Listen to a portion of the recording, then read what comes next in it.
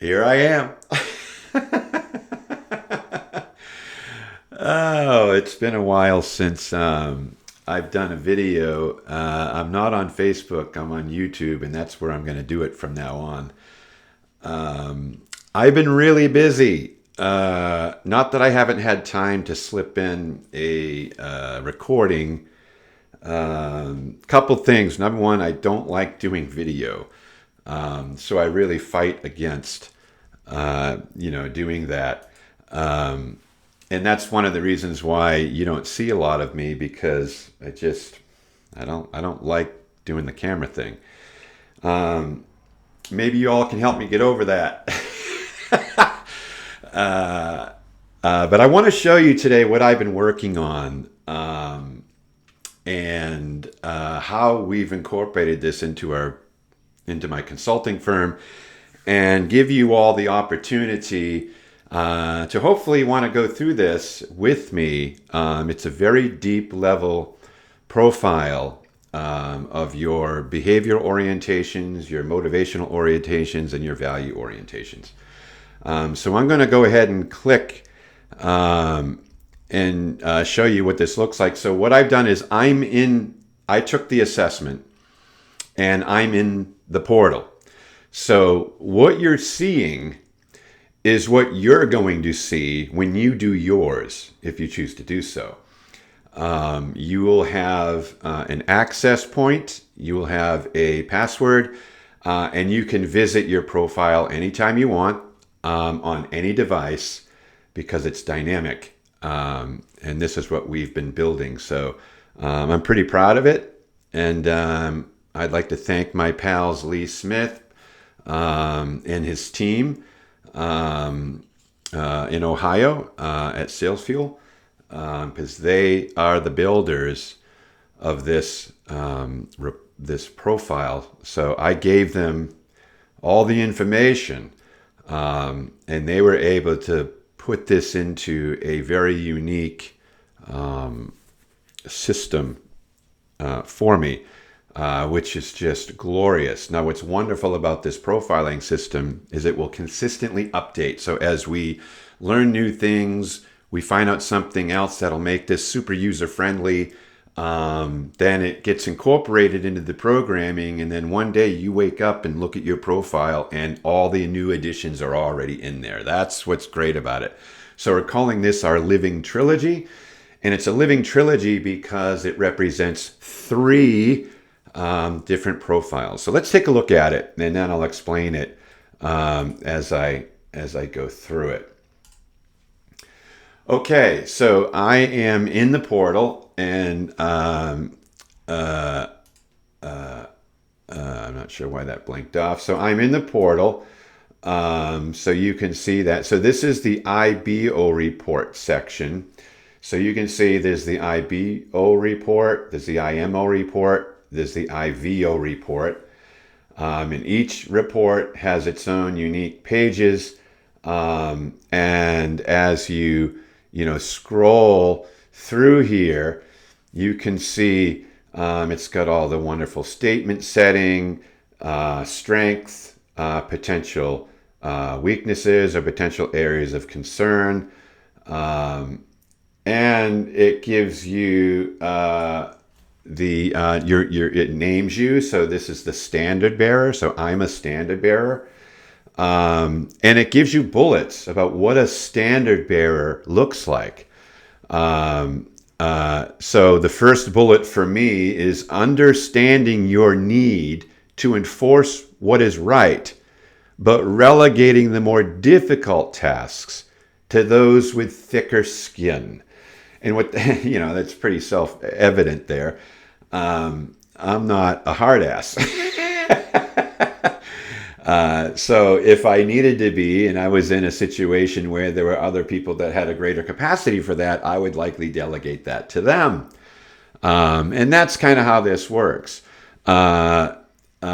Showing solidarity while keeping your opinions to yourself, unless pushed.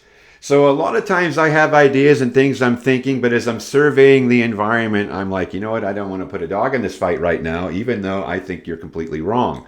I'm going to determine the level of worth that there is for me injecting my opinion into the mix there. So I'm not going to go over all those bullets. So let's scroll down and let's look at the behavioral sequence. So natural behavior. So the natural behavior right here, you can see green and blue. So this, if those of you familiar with John G. Geyer's disc tool, this is a takeoff from that. This is not a disc tool in that sense. But it's based off the exact same science, which is the 4 primary emotions, and that's what we're doing here. So green is patience, and blue is thinking. If you're looking at how do these play out, what are the tendencies associated with these types of emotions, patience and fear. Intended behavior or intentional behaviors, just think of what that's saying, intentional. So these are the behaviors I do on purpose. So when I'm working, so when I'm assisting, consulting, the way I consult like a therapist. So that's yellow and green. So sometimes I call this the Twin Towers or the harmonizer, the relator, the rescuer. There's all kinds of names for yellow and green, but depending upon the intensity of either one of these or both of these emotions in play will determine the exact type. And what's so unique about my profile is I break down several different types. So if your optimism is higher than your patience, you're going to get one thing. If your patience is higher than your optimism, you're going to get another thing. Even though they're both in play, I have taken the time to nuance out all the individual elements and the differences. I've likely got about 3,000 statement sets that I've written into this whole thing. And you're going to get some of them depending upon your answers. So as you scroll down, and let me say this again about the intentional behavior, because I don't think I was clear.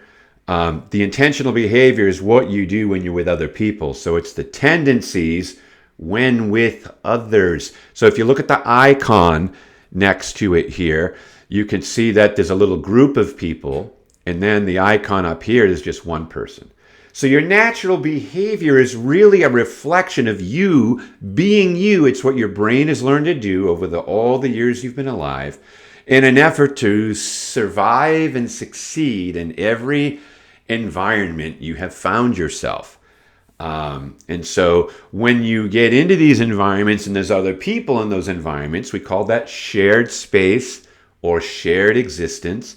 And when you're sharing space, when I'm sharing space, I drop the fear, that's the blue, and I bring in the optimism, okay? So when I'm working with people, I'm a lot more active because optimism is an active emotion. I'm a lot more active and outgoing because I'm consulting you. And I also do active listening, which is green. So I listen, speak, listen, speak, listen, speak. And that's optimism and patience working together, which is why sometimes they call this a coaching type profile. So the next set of statement sets here gives a general style. So let me just read the first one for you. You demonstrate extremely high attention to details and consequences as you strive for perfection. So that's not based on my intentional behavior.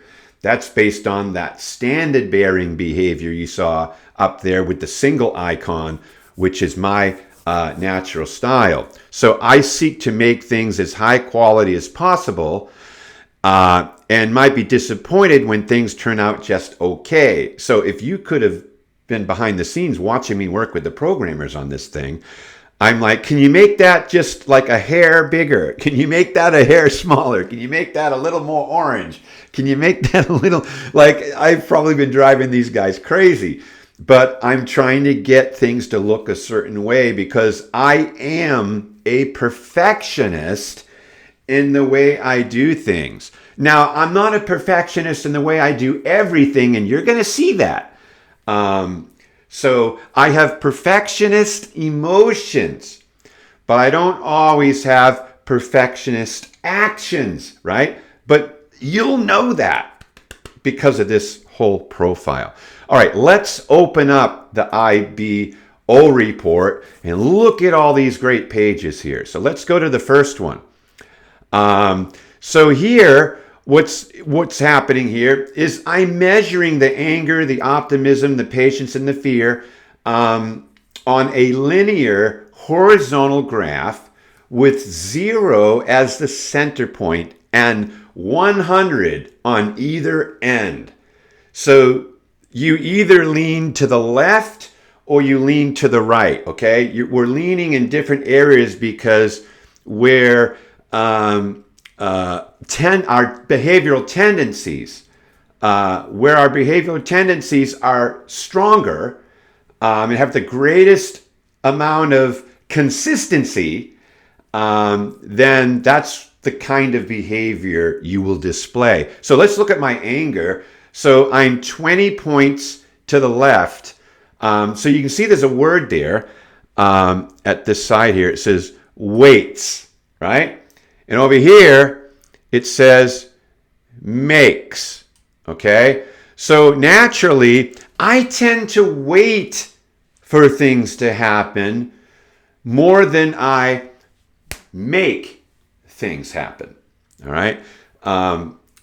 So I'll be thinking about what could be and potentials and possibilities, but I'm more apt to wait. Now, does that mean I always do that? No, these are tendencies.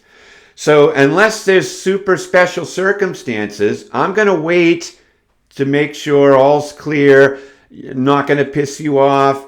You're going to like me. Like I go through all these different things in my mind when I'm living in the world. Now, when I'm consulting, I change a lot. And there are times when my anger, bam, it'll go up, which doesn't mean I'm mad. It means I'm determined. So if I see that you're not going where I think you need to go, then my determination increases. So and all of us are like this, and depending upon the circumstance and the situation we're in, all these primary emotions move around. Okay, this is kind of a snapshot of the way I typically am as a person. Look at my feelings here, which is optimism. So we're having an update that's coming out this month. So doing is going to be changing to anger. I'm going to name the emotions here because a few people have been confused about the anger, optimism, patience, and fear. So I'm just going to spell it out right here. So rather than it just saying doing right here, it's going to say that, anger emotion. So people get a better idea because some people miss it. So feeling optimism, I'm far more distrusting than I am imaginative over here. Okay? What does that mean? So if you tell me something, I hear you. I may understand why you're saying it, but I'm not going to just completely trust it, not check it, anything like that. I tend to be somewhat of a skeptic. And so why is that, right? Well, you've lived as long as I've lived, which isn't that long, 56 years. You find out that you put your eggs in a lot of baskets and those baskets don't hold eggs very well. Or you've believed something for a very long time and find out you've been wrong when you thought you were so right. And over time you learn that, dang, I can't even trust myself. I can't even trust my own emotions, right? So these are the types of things that happen with us. All right, I'm not going to believe. Oh, let's get through it. So patience, helping, right? Look at me. I'm way over here now. So I'm more hopeful. So I hope things happen over here as a rule, rather than eager rushes to make it so. Now, there are times when I do that, okay? But it is in my older age, as I've gotten older, it's become less and less. Now, because I have behavioral memory, it's just like muscle memory, there are times when I can slip into that old way because it's a favorite pair of tennis shoes sitting over here in the corner. And if all the planets are aligning, I may wear those and then become very, eager, impulsive, and things like that. So, so that's going to depend on very certain circumstances where all the planets are really aligning for me. All right, next thing, thinking. Okay, doubts. I'm over here in the doubt camp versus the believes camp. Okay, over here. So, thinking. This is so good. Thinking. What is this? It's the neocortex. It's the frontal lobe. It's the part of your brain we use for language instincts. It's the part of the brain we use for planning, organizing. It's the part of the brain we use for formulating a strategy, predicting the future. It's the part of the brain we use for working through a particular problem, like a math problem. It's the part of our brain we use to solve equations. So I'm there most of the time. So when you're doing that, you have to solve the equation before you can come up with the answer. And that's what thinking is all about. When you're not thinking, you're guessing.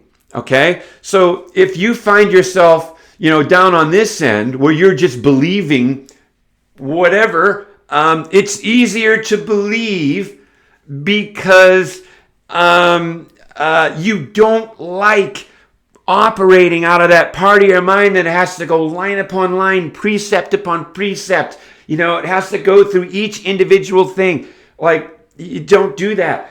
I mean, I've got a book here that I'm reading, if you can see this. And you see it's all highlighted. And, this is a very tough book. It's a textbook. This book was $130 because of the information that's in here and what it took to get that information. So I'm painstakingly, page by page, going back page by page, going back page by page. I am slowly working myself through this. This is a long game for me. I'm not like wham, bam, read the book, boom, boom, boom, and then shoot from the hip. I'm not going to talk about this until I know exactly what I'm talking about. And it's the same way I've done everything my whole life.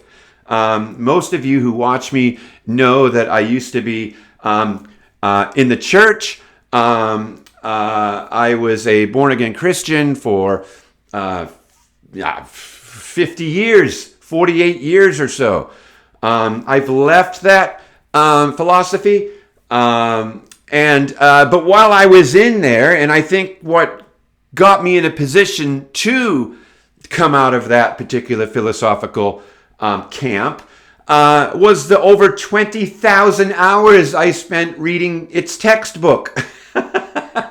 And so, just everything. And people that knew me, they'd say to me, dude, you changed. One person said to me one time, you changed your doctrine like you changed your underwear.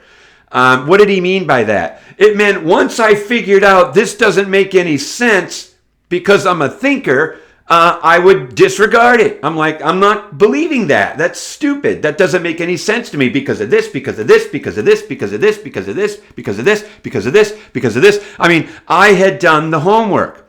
I'm looking at the Hebrew language, the Greek language. I'm looking at everything, and I'm like, this is crazy.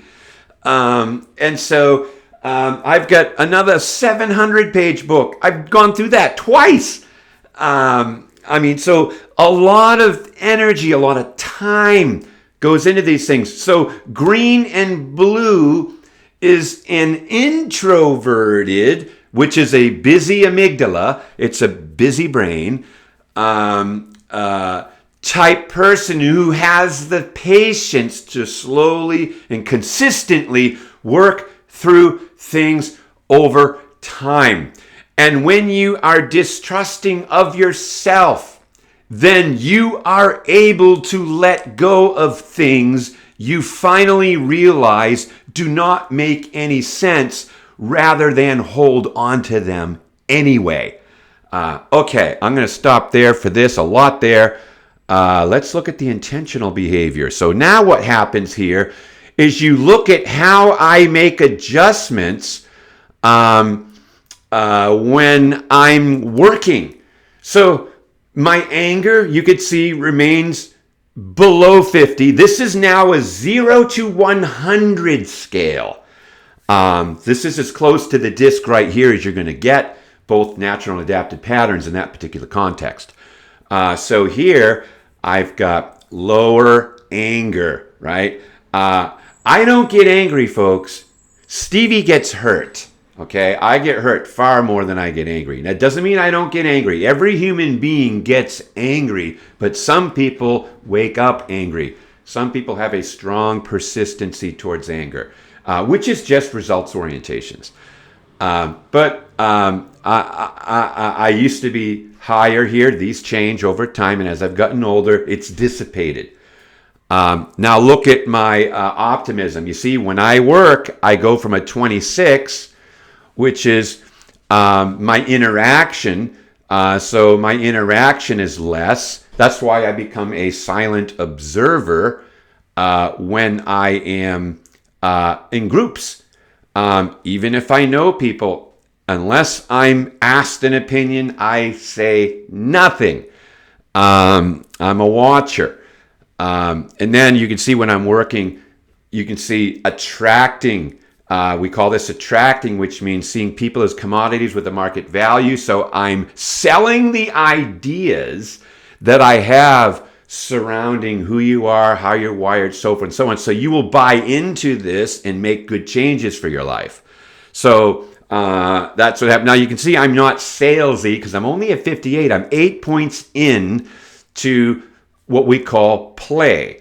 So I'm I'm in my optimism's in play by 8 points. If it was 99 points, I wouldn't be able to shut up. But I do things in bursts. I just say, here's the deal, and then I get responses from you. Okay, my patience still remains in play, but it drops down a little bit. Why? Because I'm equally speaking and equally listening. See, both are in the 50s. And so I'm responsive. So you see, I'm responding. I'm not just supporting, which is my normal way is to be supportive, but when I'm working, I'm very responsive. And so the way I respond to my environment is a little bit different when it's in that particular environment. Now look at this. My fear naturally is a 76, which is a methodical, organized planning style. So this is so crazy. So you see what happens to me when I'm working, boom, everything goes off the cuff. I am no longer in my neocortex when I'm consulting. I go right to my limbic visceral brain. And all the information that's in there, over 50 years of information, it just starts being parsed out. I don't think when I'm consulting. There's no thinking going on at all. I'm just somewhat like a machine. And it just all comes out in that place. So what happens next in the profile, I'll show you each orientation. So this is taking, attracting, responding, preserving, TARP. Okay, so this is our TARP tool. We break each one down. And we show you how you take in the world. And what is taking? Okay, so if you're over here to the right, you see what it says here. It says takes things by force. When you're over here to the left, it says waits to receive. Now you can see I'm only 6 points into waiting to receive, so I can skip over that line easy enough. I'm close to it, right? Think about being close to a door, and the closer you are to a door, the easier it is to get through it when you have to, right? So I'm like within arm's length of the door, so I can open that door and take it by force when I get in particular certain situations. My anger in my natural self is lower, which means it's higher here. So you see, I'm typically a little more surrendered than I am decisive in the world, and when I'm just being, me. But you see, it changes, by 14 points when I'm working. And so you can see down here, I'm characteristically the same in my behavior all the time. So when you're in the green here, then it means you're not moving outside of your comfort zone that much. You tend to stay within your comfort zone all the time. So my work world doesn't cause me to have to put my emotions into positions that are going to stress them or test them. I'm comfortable here. And so if I was over here in the uncharacteristic zone, then I'm making severe adjustments to my emotions in an effort to succeed and survive the space that I'm in.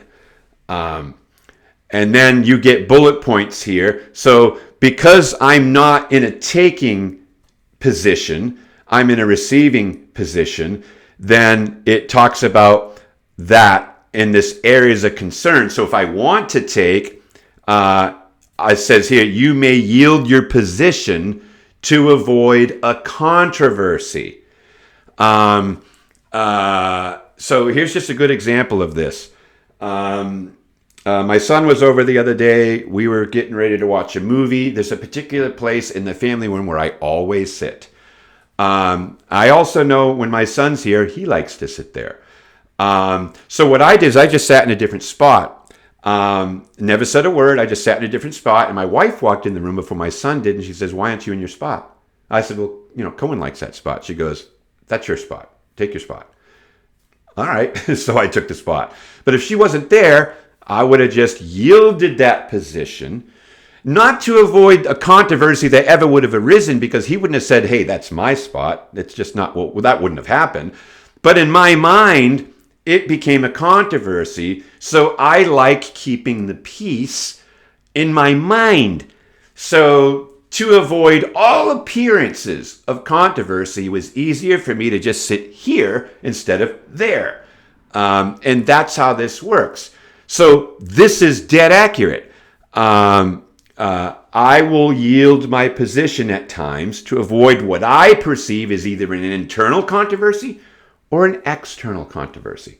All right, I'm not going to go through all these, but I'll just kind of show them how they work. Look at this. Look at my optimism. Look how uncharacteristic it is here. So I go from it being in play when I'm working to out of play when I'm not, in a greater degree. So I'm very uncharacteristic when I'm in public than I am when I'm consulting. Very uncharacteristic. And I've had people tell me, I've gone to speak at different places, and before I speak, maybe we're mingling with people and talking. I had a gentleman come up to me one time and said, "Some of the people here think you're mad at them." And I said, "What?"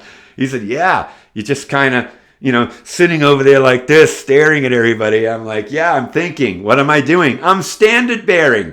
And I'm like, "Oh, okay." So I mingled more, but I could feel that I was trying to pull the energy up to go do that, because I don't want to do anything until it's my turn to talk. And so as I've gotten older, I've become less people focused and more studious. Like, all I do is research and read and study and work on the tool. And then it's like, oh crap, I got to consult today. It's funny how I've changed as I've gotten older. So we can go through the responsive, orientation, uncharacteristic again, preserving orientation, uncharacteristic again. So there are some things that are happening that are really uncharacteristic. So if you go to the behaviors under stress, you could see in 3 emotions, I step out of my comfort zone when I'm working. And so it shows you that here. Now, what does that mean? It just means that, I'm adjusting myself, and in certain situations, it's going to mean certain things. So we create a bunch of stuff down here to show you, natural behaviors in conflict. Let's read one of those. So what are my natural tendencies or my natural behaviors in conflict? I tend to do things to help and benefit others with the expectation that they will reciprocate in some appropriate way. However, I rarely share these expectations. As a result, the other person fails to meet my expectations, leading to more repressed anger or hurt feelings on my part, causing my brain to justify my feelings of invisibility. Oh my God, that is so good. So I don't say a lot out loud. It's all going on in here, and so other people don't really know what I'm thinking unless I tell them. And so many dogs I refuse to put in fights as I've gotten older. Now, when I was younger, I was the opposite. Like, I stirred the nest. Every time I saw a bee's nest, I needed to hit it with a stick. But those days are gone. Okay, I'm not going to go through all these, but you can see the power of this. Interacting with others. Aha! So how does Stevie interact with the world when I'm in shared space? So if I'm in a group dynamic and I'm attending a seminar or I'm with people or whatever, I tend to be more group-oriented than individually-oriented, which means you give me a small group of like-minded people, I am awesome, and I love that. I tend to be, when it comes to reconciling things, wronging what is, making right what is wrong, let's say. I'm more sensitive than justice-driven. And I'm a little more collaborative than combative. But you can see I'm pretty balanced. There. And then when it comes to, maintaining peer group balance, how's Stevie going to do that? So I place a high premium on correctness, realizing my desire to be right is rooted in my fear of looking stupid, making attempts to overcome my heightened awareness of errors and mistakes, desiring to relax but finding it increasingly difficult when my future is unclear. Oh my gosh, these are so good. What happens with dealing with right and wrong behaviors? I may become irritated at those who can't get their act together. Oh, that's definitely true. Wishing these people would do things differently. Feeling powerless to stop those people from running roughshod over my projects. Realizing that my fuse, although longer than some, will create a larger explosion if it comes to an end. All right, where are you going to get statement sets like this? All right, this is sick. All right, let's get off of that. Let's look at my psychic energy. Look at this. My psychic energy is highly analytical. So my psychic energy comes from safe and reliable environments where surprises are limited to none. Knowing what's around the corner and knowing why it's there are the circumstances my brain prefer and find comforting. My energy comes from holding the fort as opposed to taking the hill, which makes me a maintainer rather than an obtainer. So as I've gotten older, I'm more of a maintainer. When I was younger, I was an obtainer. And so my brain type, I like to keep things organized in the way they should be, is what I invariably do. So I have my own ideas about how things ought to be, right?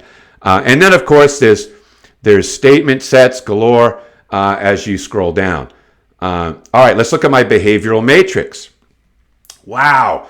So you can see my anger, I'm low-keyed. In my feeling place, I'm more suspicious. I'm more discreet in my patience. And I'm more cautious in my fear. And so very, very powerful. This is my natural style. So this is somewhat of a perfectionist.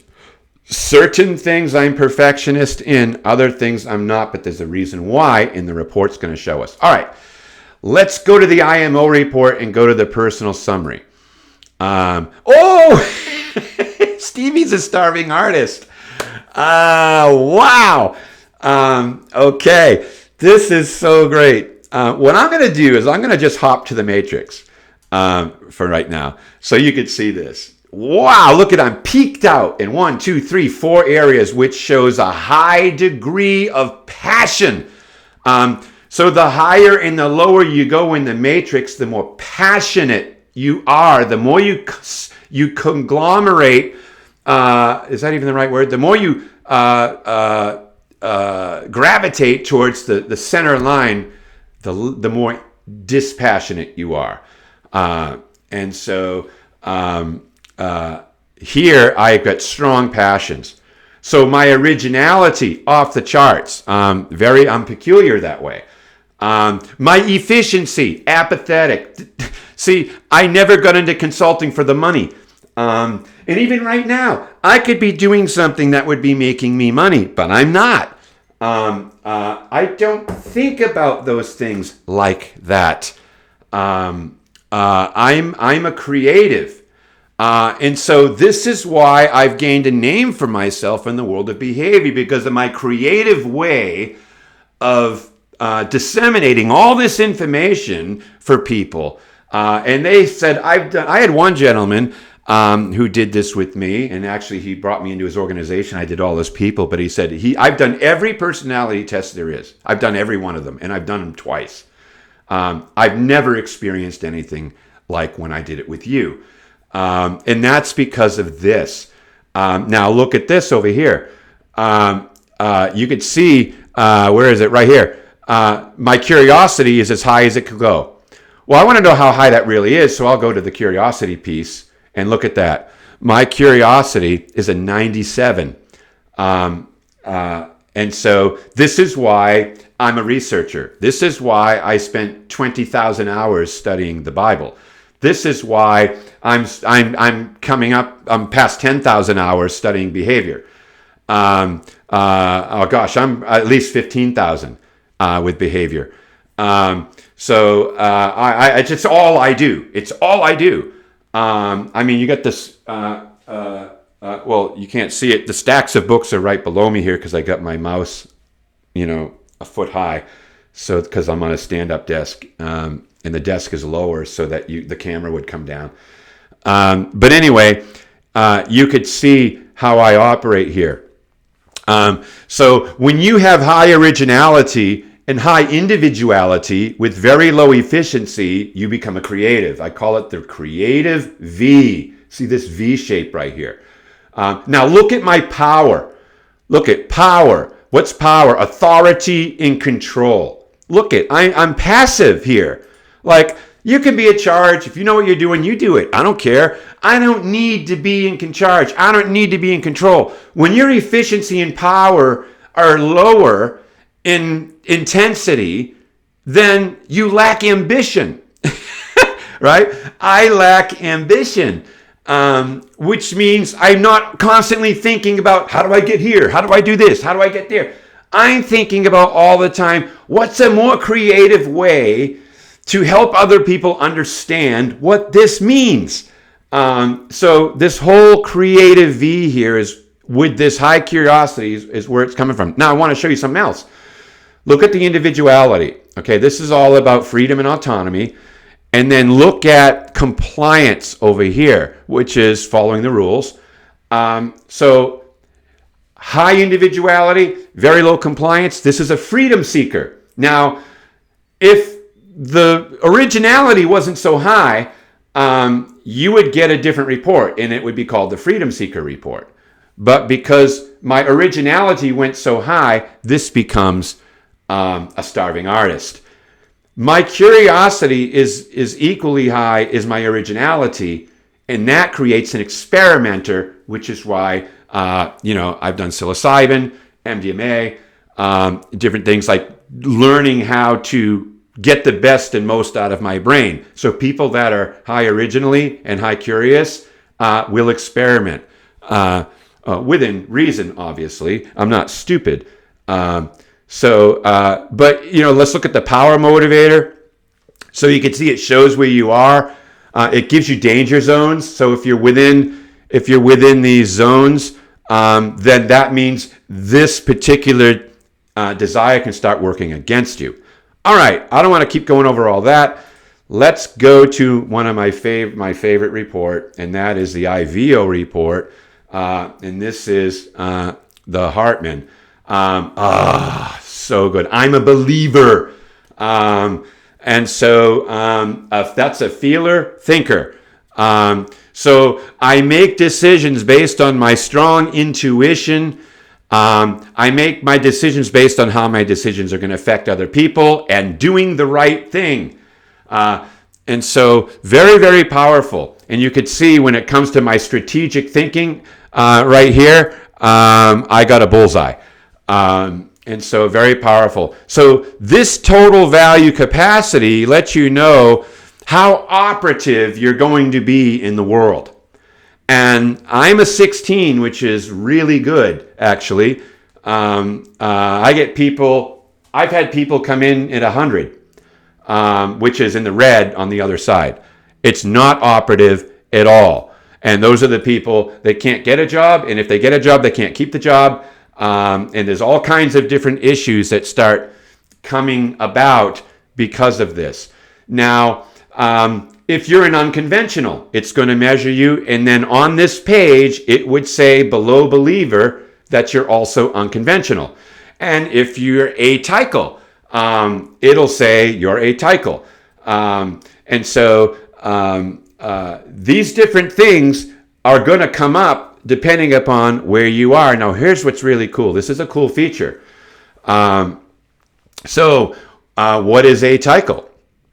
You see, so I explain atypism, which represents a personality characteristic of individuals whose confidence is in their own internal understanding of good and bad, not the world's understanding of good and bad. Okay? So atypical personalities can experience a deeper sensitivity towards the self and a shallow sensitivity towards the world. Now, there are levels of atypism. It can be atypical light, atypical strong, atypical medium, okay, depending upon the numbers. And so this can result in levels of undeserved failure in a person's life because of their poor management of functional matters, their interpersonal relationships, and authorities, which makes these people prone to bad luck. Their relationships keep screwing up. Like, what's going on? Why can't I have a long-term relationship? And they don't know what it is. Well, it's because you're too inner-directed and less outer-directed. So in your relationship, you're only focused on what you think is right, and you disregard what your partner thinks is right. Oh, God. There's so much here. But it goes into your total value capacity. What does that mean? Inner and outer direction. So if you inner-directed people, they're only 30% of the population. Outer-directed people, they're 70% of the population. You know, most people depend upon exterior circumstance to move them forward in the world. 70% of the people. And you're wondering why, I keep harping on where this country's going politically, because I know 70% of the people are just going to put their head down and go, oh, well, and follow them right to the furnace. It's just the way human beings are. I don't look at this necessarily from an ideological standpoint or a political standpoint versus conservative versus progressive or liberal or anything like that. I look at this from a human standpoint, and humans get run over. How the hell does a place as large as China with that many people all follow one guy? Okay, you ever thought about that? And you don't think that's going to happen here? You're on crack. That's what people do most of the time. You know, I'm driving down the street the other day. There's a lady in the car by herself wearing a mask. And I'm wondering, like, is her brain on, like, off? But this is most people, folks. This is why I have grave concerns about our country. Now, it doesn't have anything to do with what side you're on. It's that human beings love going to the slaughter. It's just the way they are. I mean, how do you kill 6 million people in World War II? You tell them to get in line and walk down those stairs and into the showers, and they just go, okay, and they do it. Now, I'm getting hot now because I know how the world functions and I know how humans are. And it sickens me when I see political entities taking advantage of it. And I just, dadgummit, it gets me so angry. All right. So you can see I'm outer directed too, right? But only by 6, which means the closer you are to the center, the more you can go back and forth within the center, because I'm extremely operative, which means I may be in a situation where normally I wouldn't say anything, but in this situation I do. Why? Because I'm operative. What does it mean to be operative? It means that you're, like, if you're in a traffic jam, the operative people are on a motorcycle and they can just weave in and out of the traffic, get in the breakdown lane, go down the center. You know, the traffic doesn't inhibit them from going where they want to go. When you're not operative, the more unoperative you become, or even situationally operative, if the planets don't align the right way, you're screwed. That's what it means. So most people that I put through this are situationally operative, which means if the circumstances aren't just right, it doesn't work for them, and they don't know why. This is most people. Very, very, very powerful stuff.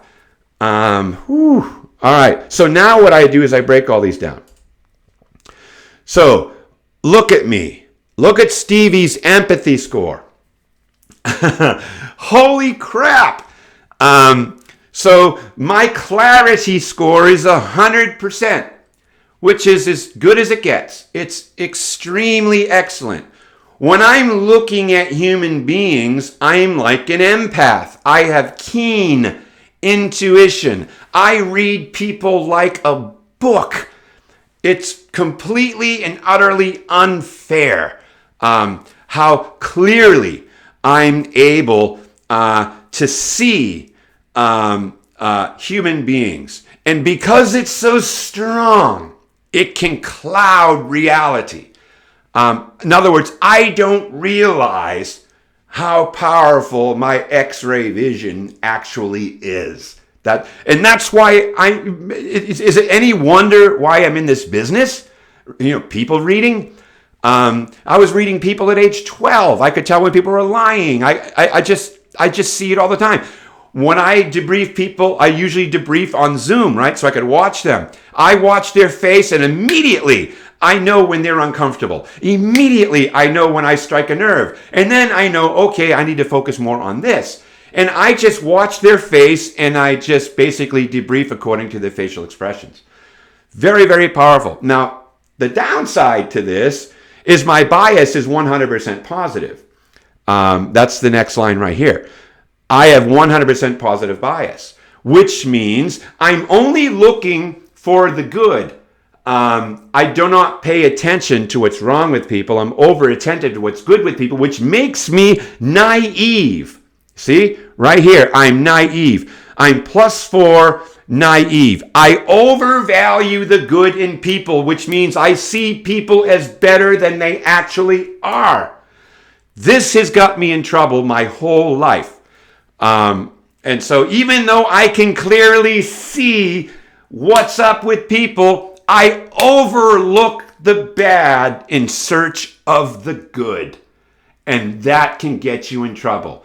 I just gave somebody $1,000 not too long ago, but a couple months ago, a little less than that, but a month and a half ago, $1,000 because of a sob story they gave me over the phone, and I believed it. And then I found out later from his mother, he went and bought drugs with it. So there you have it.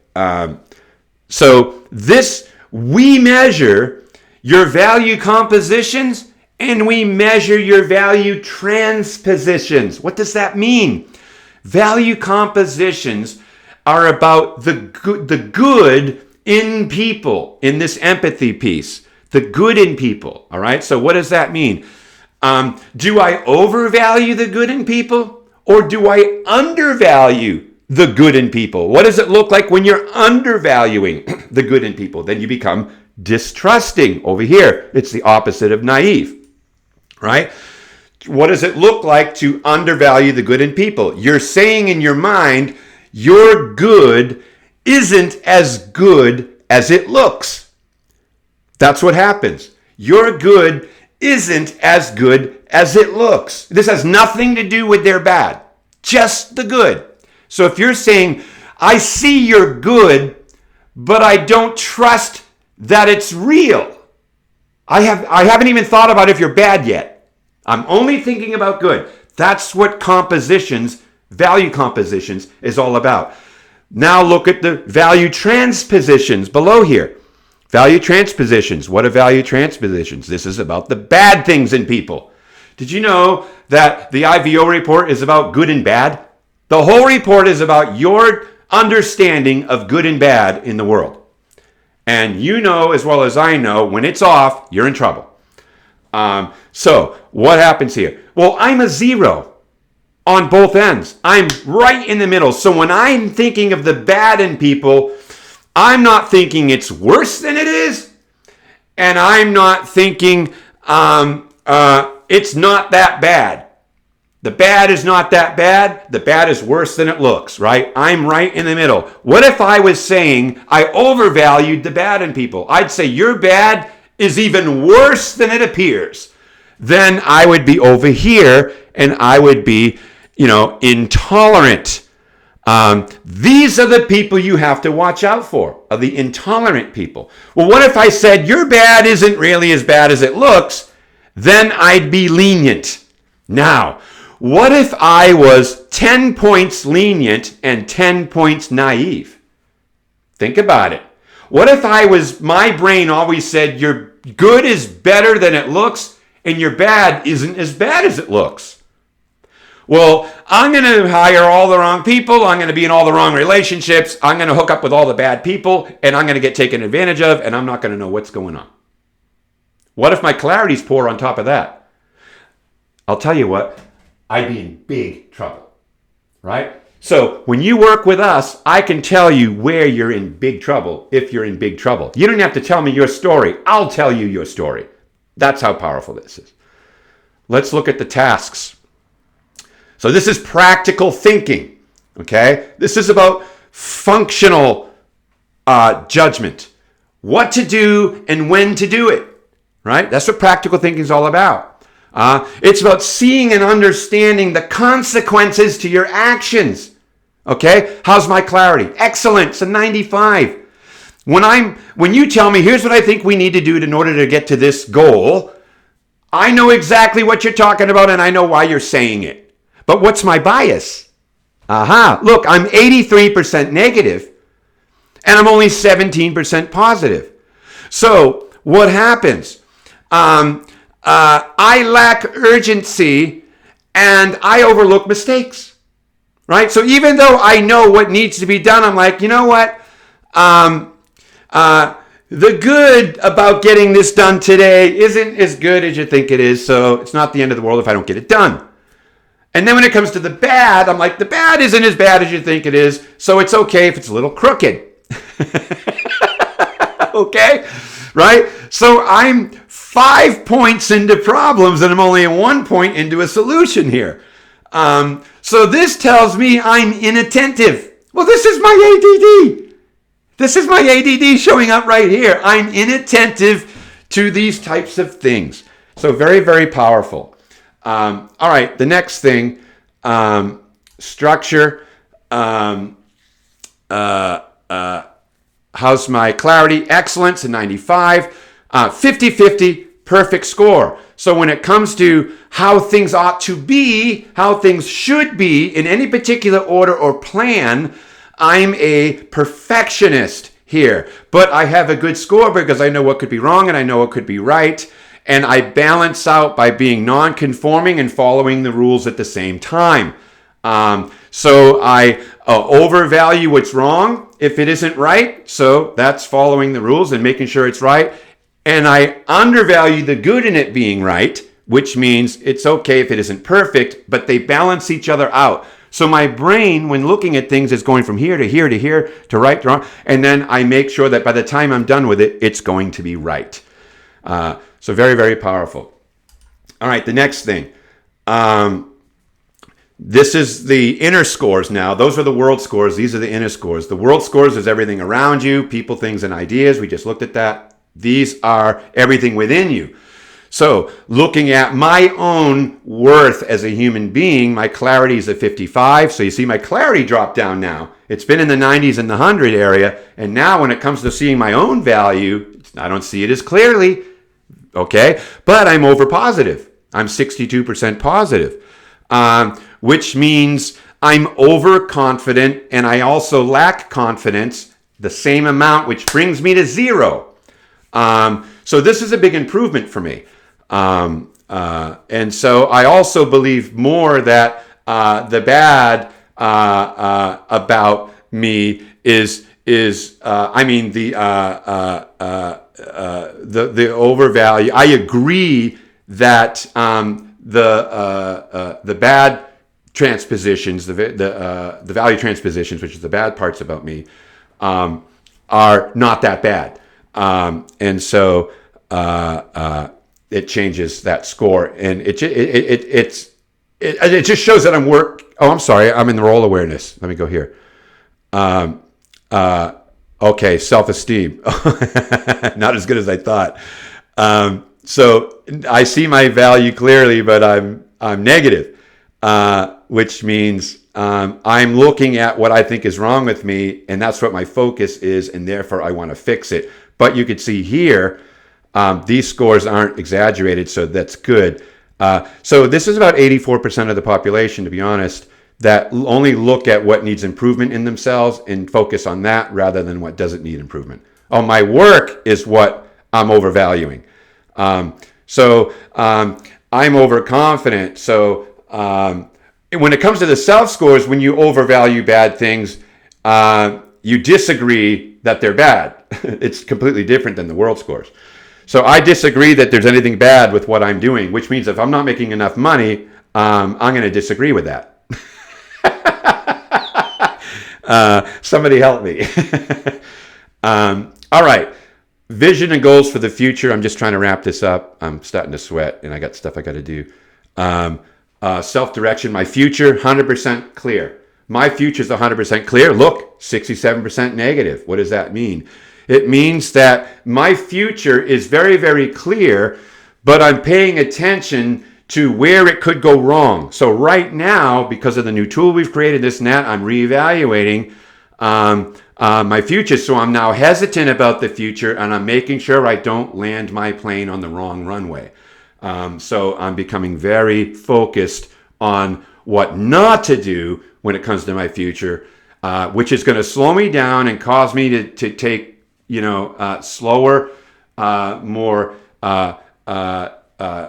conscientious steps, which fits in with standard bearing. So that's kind of perfect. But I got to be careful because if I got to get my butt in gear, I may not be too quick on that draw because I'm not a taker. Remember, I'm a waiter, so I'll tend to wait. Anyway, I hope that's helpful, and it's been really great coming back on here and showing you this and getting you acclimated to what we're doing here at BRG, and then think about having this. If you're a company, think about having this in your HR department, this tool, and everyone in your organization is in here. And anytime there's a problem, you can go here and go, oh, their practical thinking's off. That makes sense. Very, very, very powerful. This thing is insane, and it's 15 years of my life in this thing. So I hope you do it. How much does it cost? More than you think, actually.